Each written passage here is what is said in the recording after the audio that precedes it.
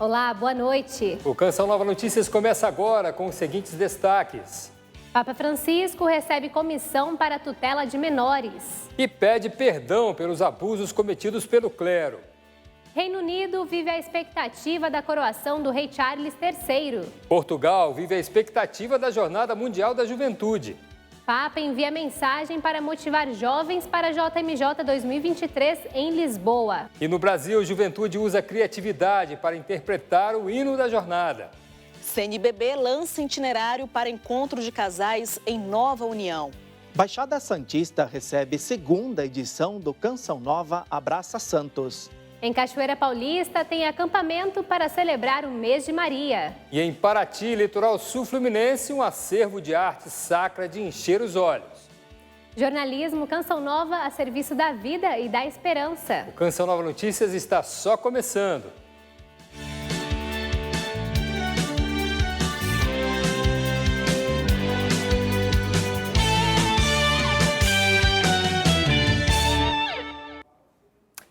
Boa noite.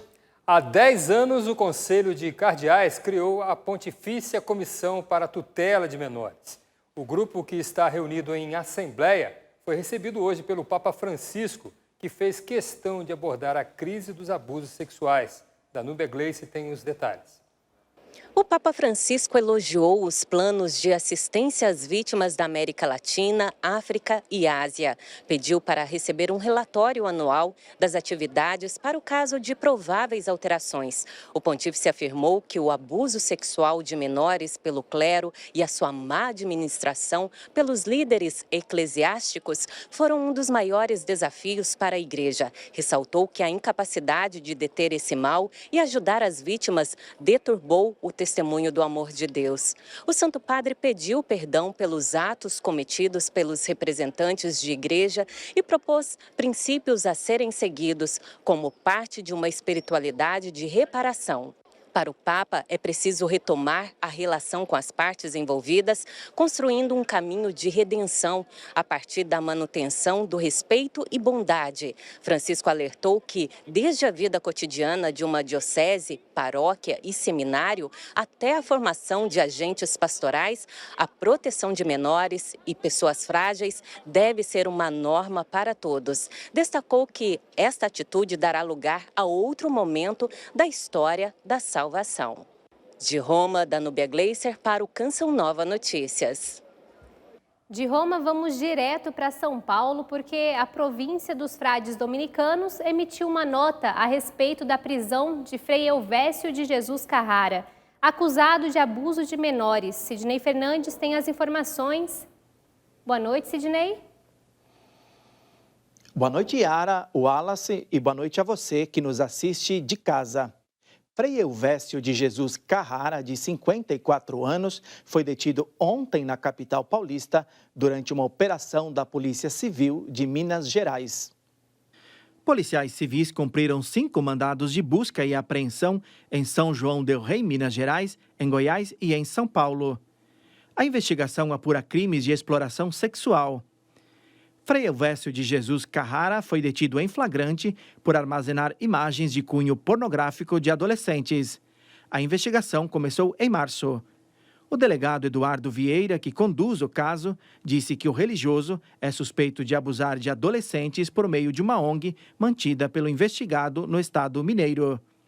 A província dos dominicanos disse em nota que se solidariza com as possíveis vítimas e que desde o recebimento da denúncia contra Frei Elvésio, no início do mês de março deste ano, medidas necessárias foram tomadas. O texto aponta que uma investigação canônica prévia foi aberta para apurar os fatos e que o frade foi proibido de exercer o ministério sacerdotal, afastado de trabalhos que o levassem a ter contatos com menores ou frequentar cidades em São Paulo e em Goiás. De acordo com a província, o religioso estava desobedecendo algumas das disposições. A nota diz ainda que a província colabora com a investigação e que a Ordem Dominicana espera que os fatos sejam esclarecidos com transparência e responsabilidade. Por fim, o documento expressa que o religioso não teve a autorização de seus superiores para promover obras sociais. Também em nota, a Arquidiocese de São Paulo informou que tomou conhecimento da prisão de Frei Elvésio, manifesta firme repúdio a toda forma de abuso e presta solidariedade às possíveis vítimas. A vida e a obra de Cláudio Pastro, renomado artista sacro brasileiro, serão lembradas em um simpósio que acontece amanhã aqui na capital paulista, por ocasião dos 75 anos de nascimento do artista plástico, falecido em 2016. O paulistano Cláudio Pastro nasceu em 1948 e ficou conhecido em todo o mundo pela dedicação à arte sacra em 40 anos de carreira. Você percebe que ele foi profético, ele foi além do tempo e ele foi, acho que, um dos primeiros no mundo a entender o que o concílio queria. Estima-se que haja cerca de 300 igrejas espalhadas pelo mundo e um número incontável de quadros, esculturas e objetos litúrgicos idealizados pelo artista, como esta capela das Irmãs Paulinas, que em cada detalhe evangeliza. Ele entendeu tão bem a linguagem do concílio e colocou em formas e em cores aquilo que ele apreendeu justamente para servir a liturgia. Porque o que é um artista sacro? É aquele que prepara o espaço sagrado, o templo, né? Para uma presença. Para fazer memória ao artista plástico falecido em 2016, o Teatro da Faculdade São Bento acolhe amanhã o segundo simpósio Memória, Arte e Espiritualidade, recordando os 75 anos do nascimento de Pastro. Nós entendemos que esse seria um momento muito oportuno de homenagear e mostrar para a comunidade acadêmica e, claro, católica, o legado artístico de Cláudio Pastro, que é, com certeza, um dos principais artistas sacros brasileiros. Os participantes poderão se aprofundar sobre a arte sacra no século XX e conhecer mais da vida e das obras do artista. No final, haverá um recital de órgão e coral na Basílica do Mosteiro de São Bento. As inscrições e informações estão no site www.faculdadedesaobento.com.br. Estamos muito felizes em poder organizar, junto com o Museu de Arte Sacra e com a Ideia Viva, esse simpósio que achamos que é fundamental. Entre as obras mais conhecidas de Pastro estão as artes no interior do maior templo católico do mundo, dedicado a Nossa Senhora, o Santuário Nacional de Aparecida. E se você olha as imagens do santuário, você vê nas 4 naves, elas contam uma história, a história de Jesus. Daqui a pouco eu volto com informações do evento Canção Nova Abraça Santos. Até já. Até mais, Sidney. Vamos com notícia internacional. O Reino Unido vai parar neste sábado para a cerimônia de coroação de Rei Charles III. 8 meses após a morte da Rainha Elizabeth II, o monarca será coroado. As informações quem tem é Vanessa Andrade. Neste sábado, 6 de maio, Charles, de 74 anos, será oficialmente coroado rei de 15 países, enquanto sua esposa, Camila Parker, se tornará rainha. A solenidade acontecerá na Abadia de Westminster, aqui em Londres, às 11 horas, horário local, 7 horas da manhã, horário de Brasília. O cortejo real sai do Palácio de Buckingham e o casal estará na carruagem Gold State Coach, a mesma utilizada em todas as coroações desde 1831. O público está muito ansioso e muitos já estão acampados do lado de fora do palácio. A cerimônia será conduzida pelo arcebispo de Canterbury, Justin Webb, líder da Igreja Anglicana. O momento mais esperado se trata da unção do rei. O arcebispo derramará o óleo do crisma consagrado em Jerusalém em uma colher especial para ungir o soberano, nas mãos, tórax e cabeça. A bênção será compartilhada pela primeira vez com líderes de diferentes denominações cristãs, incluindo o cardeal católico Vincent Nichols. Ao término da solenidade, o rei retornará ao Palácio de Buckingham para saudar os súditos da varanda. Entre os convidados para assistir à celebração está o presidente brasileiro Luiz Inácio Lula da Silva, o primeiro-ministro britânico Rishi Sunak, entre outros chefes de estados. No domingo à noite, o Castelo de Windsor terá um show com a presença de Andrea Bocelli, entre outros artistas. Na segunda-feira é feriado em homenagem à coroação. A gente volta falando de saúde. A OMS declarou o fim da emergência de saúde global da Covid-19, mas adverte cuidados, pois ainda há riscos em vários países. A Organização Mundial da Saúde, OMS, anunciou nesta sexta-feira que a pandemia de Covid-19 deixou de representar uma emergência de saúde global. Durante entrevista virtual em Genebra, o diretor da instituição, Tedros Adhanom, fez o pronunciamento. A decisão acompanha a recomendação do Comitê de Emergência sobre a doença, que destacou a tendência decrescente nas mortes. De acordo com Tedros, o comitê recomendou o fim da emergência de saúde pública de interesse internacional para o Covid-19.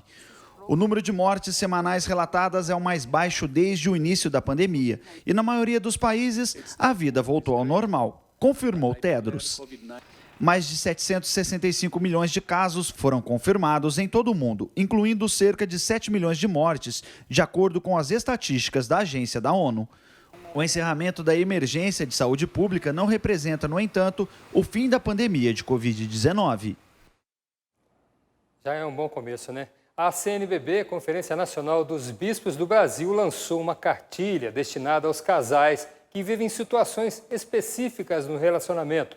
Assuntos para conversarmos com Camila Castro, em Brasília. Boa noite, Camila. Olá, Wallace. Ótima noite para você, para Yara e para tanta gente que nos acompanha. Os textos são baseados na exortação apostólica Amoris Laetitia, sobre a importância do acolhimento e da participação ativa na vida da igreja aos casais que tiveram nulidade matrimonial ou por algum motivo se separaram e se uniram a uma outra pessoa. Por diferentes razões, muitos casais acabam trilhando outros caminhos. Alguns vivem a realidade de uma nova união e muitas vezes convivem com a vergonha e o medo de estarem próximos da igreja. Para chamar de volta as atividades e mostrar que há acolhimento, a Comissão Episcopal para a Vida e a Família da CNBB lançou o Itinerário para Encontro de Casais em Nova União. Até mesmo dentro da igreja também tem algumas discriminações, mas com essa orientação, os casais estão buscando a regularização, o acolhimento. Na Diocese de Ipameri, em Goiás, quem realiza esse trabalho é o casal Sueli e José, coordenadores da Pastoral Familiar. Nós não somos a igreja do não, né? Nós somos a igreja do sim. Nós dizemos sim, acolhemos, e, aos poucos, nós vamos dando as orientações. Em 2015, o Papa Francisco simplificou o processo de nulidade matrimonial. Ele também destacou que casais de nova união fazem parte da igreja e devem ser acolhidos. O tema foi abordado na exortação apostólica Amoris Laetitia.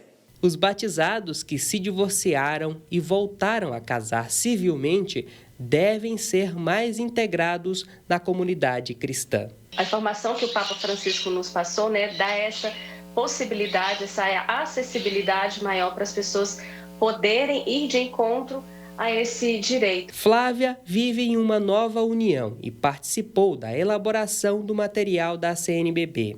Explica que o documento do Papa permite o acompanhamento particular das diversas realidades. Para um casal que não tem o sacramento do matrimônio, a restrição da comunhão e a restrição da confissão. Continua da mesma forma todos os documentos da nossa igreja. E a gente continua falando de casamento, afinal, maio é o mês das noivas. Entre 2021 e 2022, o setor de eventos, um dos mais prejudicados na pandemia, começou a se reerguer. E agora, em 2023, o segmento vive boa recuperação econômica e se prepara para um alto faturamento. O mercado de festas de casamento tem crescido.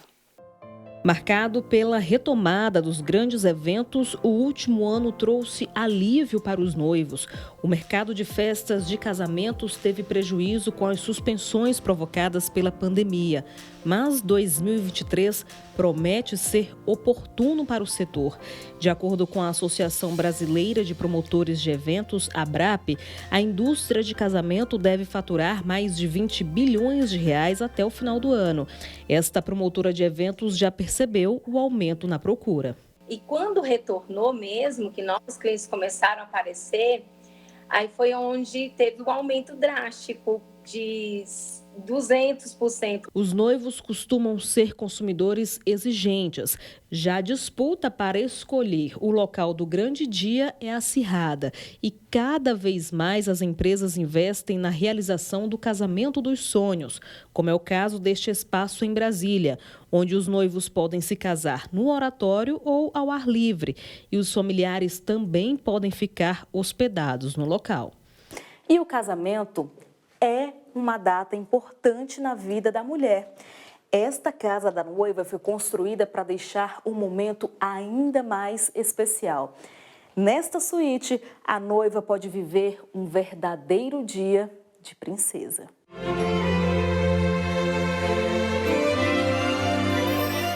E pela beleza mesmo do local, pela facilidade, tão próximo do centro da capital e com todos os serviços, banda de música, o que for preciso nós temos. E a exclusividade do local. Quem deseja casar este ano e ainda não escolheu a data, a dica é não perder tempo, pois de acordo com os promotores de eventos, encontrar vaga livre para 2023 não será tarefa fácil. Outra dica é contar com uma boa assessoria, até mesmo para economizar. Essa semana em Brasília, religiosos e leigos de toda a América Latina e Caribe discutem pautas para melhorar a vida dos mais fragilizados. As decisões serão apresentadas na ONU. A reportagem é de Ronald Oliveira, que acompanhou os discursos. A Igreja Católica, com seus diversos carismas e frentes apostólicas, há muitos anos é reconhecida como a maior instituição de caridade do mundo.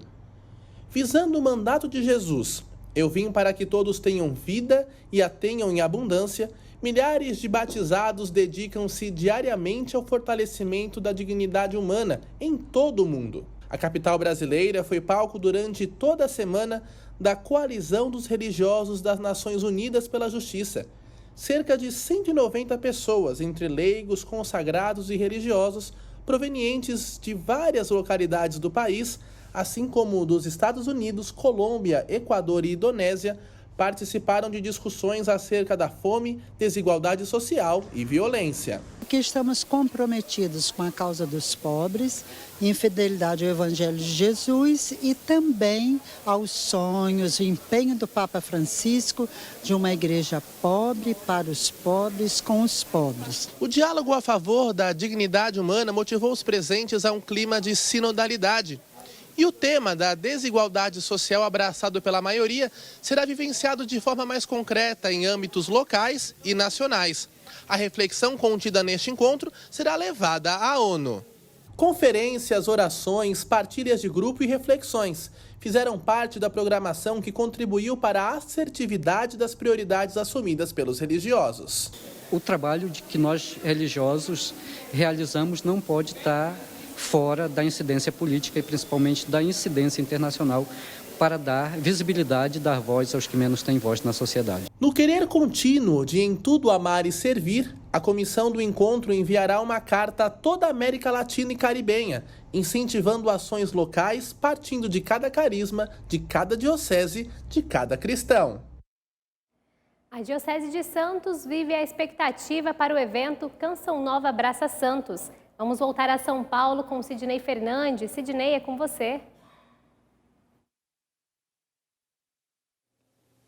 Será um grande encontro de evangelização no litoral paulista. No domingo, a Baixada Santista recebe a segunda edição do Canção Nova Abraça Santos. O evento é promovido pela comunidade Canção Nova e a Diocese de Santos. Será agitado com a segunda edição do Canção Nova Abraça Santos. Então, o Abraça Santos é o maior evento da Canção Nova aqui na Baixada Santista, promovido pela Missão de São Paulo e também os missionários aqui da Baixada Santista, né, que engloba tanto Santos quanto Praia Grande, né? Nós temos uma missionária também na cidade de Praia Grande. O Abraça deste ano será aqui, na Arena Santos. E a expectativa é reunir cerca de 3.000 pessoas. A Arena Santos é um lugar de referência para muitas pessoas da Baixada Santista. Ele é muito conhecido também por promover eventos religiosos. Nós vamos montar toda a estrutura para o evento, mas também para trazer tudo aquilo que as pessoas que vão estar aqui precisam, né? De alimentação, mas também de artigos religiosos, os produtos da Canção Nova. O evento deste final de semana tem 10 horas de duração e vai contar com a participação dos membros da Canção Nova. Vamos começar às 8 horas da manhã, vai ter adoração, vai ter pregação, teremos também o encerramento com a Santa Missa às 16 horas, com o bispo Dom Tarcísio, e teremos também a presença dos nossos queridos irmãos, né? O padre Adriano Zandoná, o Cassiano Meirelles, também o Natal e a Cris, né? E todo mundo, todos os missionários da Missão de São Paulo. O Abraça Santos vai abordar a temática Vossa Esperança Transbordará pelo Espírito Santo. O evento, justamente pela oração, pelas pregações, pela conscientização que proporciona, realmente desperta essa consciência missionária de todo batizado, que é missão essencial da igreja, né? A igreja existe para evangelizar. E esse evento realmente eu acho que atende a essa finalidade. Telespectadores são convidados a acompanhar tanto pela TV Canção Nova, quanto participar aqui conosco presencialmente. Nós ficamos por aqui, mas na segunda-feira voltaremos com mais informações direto de São Paulo. Boa noite a todos e bom final de semana. Wallace e Yara. Boa noite, Sidney. Um ótimo final de semana para vocês aí também. Valeu, Sidney. Nosso agradecimento também a você, que entendeu a missão da Canção Nova de evangelizar o Brasil e o mundo pelos meios de comunicação. E segue fiel, firme nesse propósito. Graças à sua ajuda, seguimos levando a boa nova, propagando a verdade do Evangelho de Cristo. A Canção Nova existe para anunciar o Evangelho e, por isso, sua ajuda é tão importante para manter esta obra de evangelização. Alcançamos 15% da nossa meta para a campanha do projeto Dai-me Almas deste mês de maio. O Pix é boa alternativa para você ajudar. Anote aí, pix.doação@cançãonova.com. Conheça mais, acesse clube.cançãonova.com.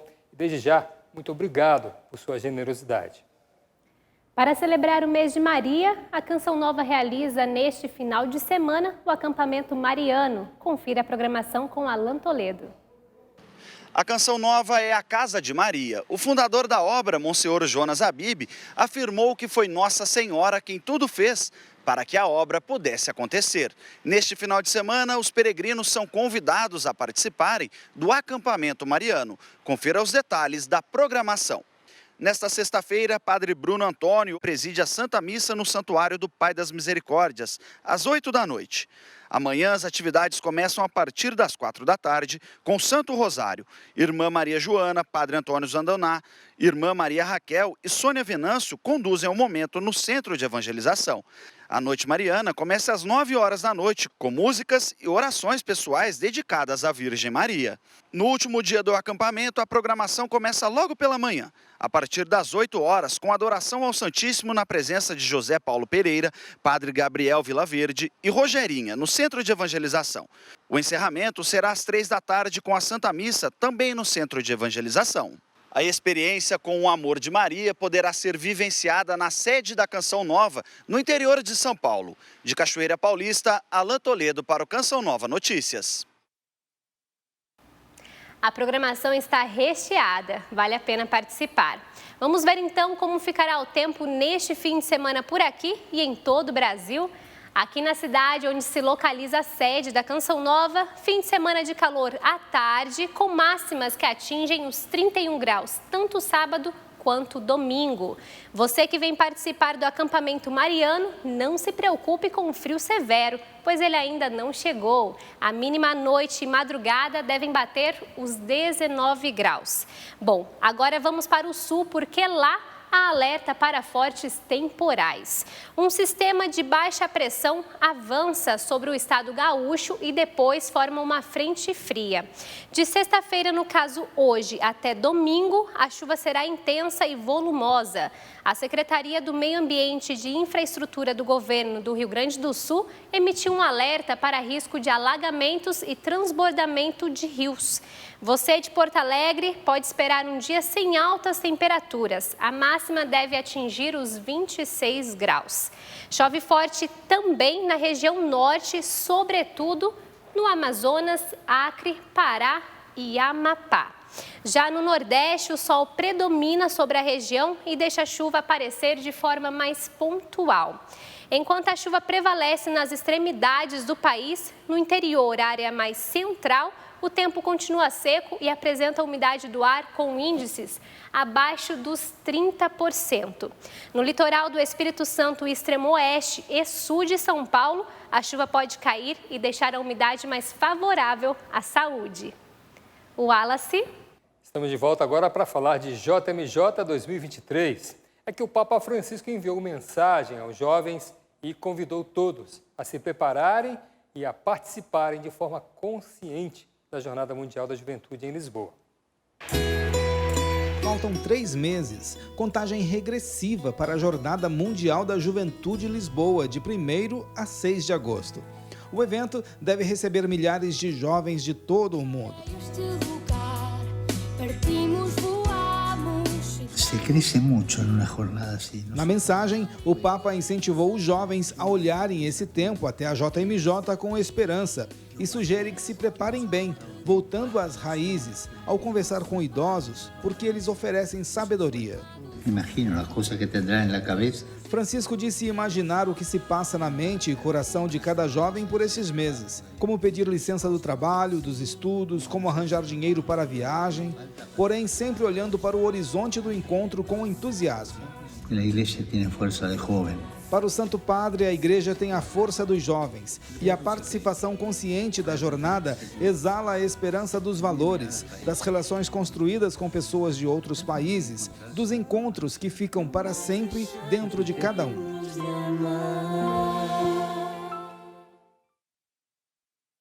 Ainda sobre a Jornada Mundial da Juventude, que vai acontecer em Lisboa no mês de agosto, que estimula jovens de todo o país em um concurso de preparação para o grande evento.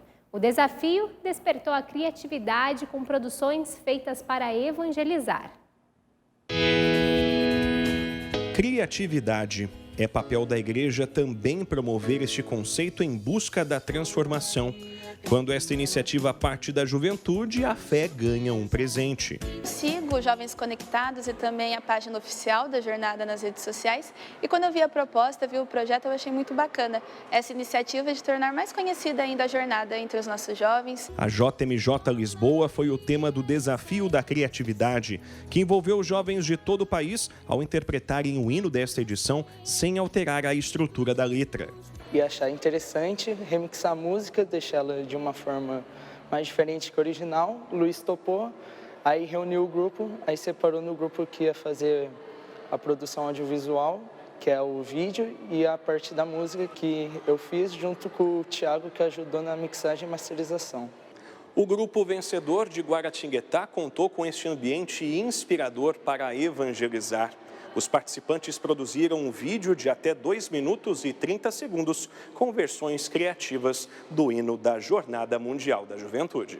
A gente só estava ali para fazer realmente uma coisa que fosse divertida e agregasse para o grupo, mas quando eu descobri que a gente ganhou, eu fiquei muito feliz porque todo o nosso trabalho valeu a pena. O empenho em evangelizar com irreverência também alcançou a cidade paulista de Jacareí. As pequenas patinhas do gato Simba foram treinadas para percorrer longas distâncias e embarcar em uma jornada de fé e amor com os jovens de todo o mundo. quando eu soube que eu ganhei, eu falei, meu Deus, não acredito que eu ganhei o desafio e vou ganhar o kit oficial. Eu fiquei muito feliz mesmo. Jefferson, inclusive, soube no estúdio do Revolução Jesus, da TV Canção Nova, que foi um dos ganhadores do concurso. O programa foi o responsável pelo anúncio oficial. Todos aqueles que se desenvolveram nos seus trabalhos, enfim, nos seus vídeos e que deram o melhor de si, foram os ganhadores, mas mais do que ganhar, foram propagadores dessa boa nova que é a Jornada Mundial da Juventude. Além do kit da JMJ que ganharam, os jovens puderam se identificar com Maria, colocando-se à disposição da missão e do serviço, tendo como característica central a alegria na relação com Deus. E antes de encerrar, vamos falar das belezas naturais do litoral sul-fluminense. Uma delas está na cidade de Paraty, onde nossa equipe descobriu um acervo com mais de 1000 peças de artes sacras. A reportagem é de Jean César e Ederaldo Paulinho.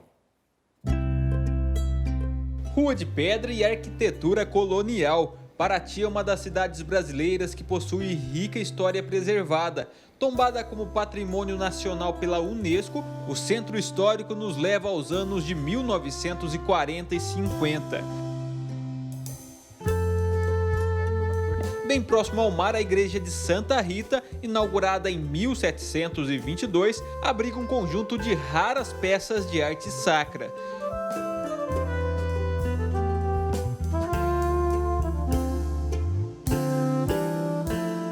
Na década de 60, começou esse grande movimento, o IFAM, com o tombamento da cidade, Então, as joias, as peças religiosas ficavam nas igrejas ou ficavam na casa. O pessoal da Irmandade, que eram muitas as irmandades aqui, as peças que estão lá, sempre que precisamos usá-las nas nossas missas e festas, a gente pode usá-las. Uma das peças é o relicário com um fragmento da Santa Cruz de Cristo, que foi conduzido junto ao povo na procissão dos Passos da Paixão, na Semana Santa deste ano. Na sua maioria são peças do século XVIII, é uma prataria e ourivesaria muito bonitas, imagens também, E tem algumas também do início do século XX que lá se vão 100 anos. Entre os itens estão as primeiras imagens dos padroeiros da cidade. O primeiro padroeiro de Paraty, da primeira capela, São Roque, em 1630. Esse era o que estava na capelinha, que é da primeira linha ali, imagem írtica, estática, passando a padroeira Nossa Senhora dos Remédios de 1646, da primeira matriz de Paraty. As primeiras aparições de artes sacras no Brasil ocorreram no período colonial. Centenas de anos depois, o trabalho ainda se mantém como instrumento de contemplação que permite que os cristãos conheçam ainda mais o Evangelho. Tudo que tem ali é expressão de fé de um povo. Então, tudo que nós temos aqui é para louvar a Deus. Quem passa pelo museu sempre leva consigo parte da história. O detalhe dos artistas daquela época, nas minúcias dos detalhamentos, das semelhanças, dos semblantes, eu acho muito interessante isso.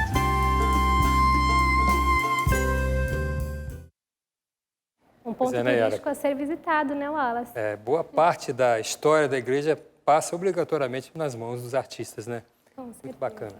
E o Canção Nova Notícias fica por aqui. Reveja as reportagens no portal noticias.cançãonova.com. Daqui a pouco, às 8 da noite, tem a transmissão da Santa Missa do acampamento mariano, direto do Santuário do Pai das Misericórdias. Desejo a todos um excelente fim de semana. Boa noite e até segunda, se Deus quiser.